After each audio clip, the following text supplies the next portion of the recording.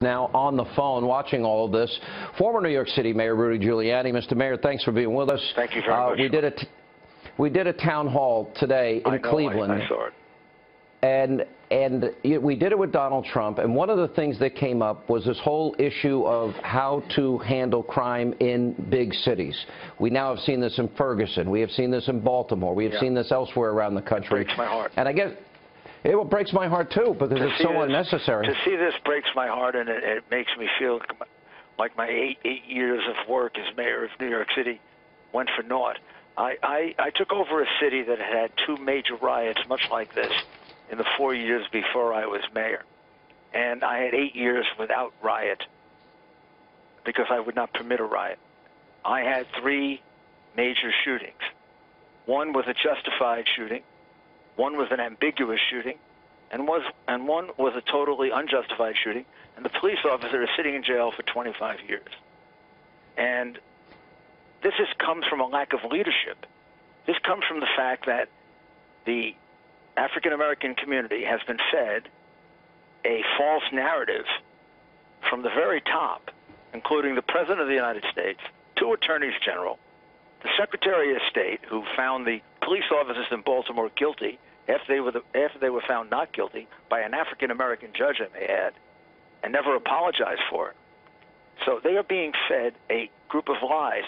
And, you know, the truth is the only thing that will set you free, not a series of lies. And in a situation like this, the people have to have confidence enough in their leadership, even if they don't like them, even if they disrespect them. They have to have enough confidence in them to believe that there will be a fair and just adjudication. Mr. Mayor, there's these conflicting stories. Now, either this individual had, in fact, Keith Lamont Scott had a gun, had a holster, where there's pictures of, as the police are saying, or he was holding a book, which the police say there was no book. So there doesn't seem to be any gray area here. It was either one or the other. There is not. It's either one or the other. And what the President of the United States, I will say, what Governor McCrory and the mayor in that city should be saying to people is, wait, let us investigate this. If you don't like the result, you can protest. But I got to tell you one thing, you don't get to throw rocks, you don't get to shoot, you don't get to loot. None of that happens under any circumstances. How would you be handling this differently? Even if it's an unjustified shooting, you do not get to destroy the property of some other African-American man who has a woman who has a business in that area. This is absurd, what we have happen here. We have gone back 8 to 10 years in our race relationships because of what Barack Obama and Eric Holder and the President Attorney General and Hillary Clinton have done, which is they jump on immediately on these incidents and try to politicize them. And if, in fact, this man walked out of the car with a gun, of course the police officer is going to shoot him. You would shoot him. Now, you're not going to wait until the man pulls his gun up and shoots you. It might be too late to shoot him. If the man didn't have a gun, then the police officer belongs in jail. And it's really that simple. It's really that cut and dry. What would you look? We've watched now 2 nights in a row here, and now you can see that the crowd is growing and getting a little bigger once again. Police have used tear gas, rubber bullets, mace, and flashbang grenades. And my question to you is, if this was your city and you saw this happen last night, what would you be doing differently? It wouldn't happen in my city. How would it not happen? I set the rules down on day one. I mean, I gave a speech and a talk, and I met with the leaders, and I said, you get to protest all you want, but you take my streets, I arrest you.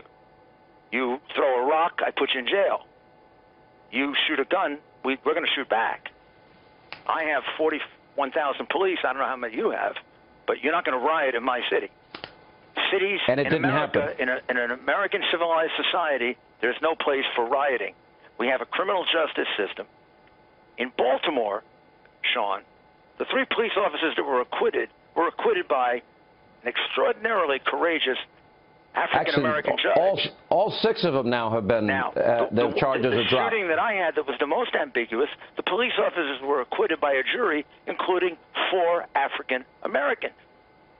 So we have to educate people to understand that our criminal justice system is a fair system. And the fact that there may be more blacks in it in certain communities than whites is merely a function of the fact that right now, as we're speaking here tonight, 2 to 3 blacks will be shot in Chicago. And nobody will pay attention. And nobody will talk about it. The average is 2 a night. Since Obama's been president. 2 every night. And none of these people protesting give a damn about those black lives. I had to care about those black lives, and I saved somewhere between 7,000 and 8,000 of them. There's no mayor in the history of New York City that saved more black lives than I did, because I cared about the ones that they don't pay attention to. Over 3,000 citizens of Chicago shot this year, and since Obama's been president, no protest in Chicago, no protest in Chicago about the terrible schools in Chicago, about the lack of jobs in Chicago, about the lack of opportunity in Chicago, about the fact that Chicago's been run by Democratic rule for 50 years that has deteriorated the city. We could substitute Detroit for that. We could substitute any other city you want for that.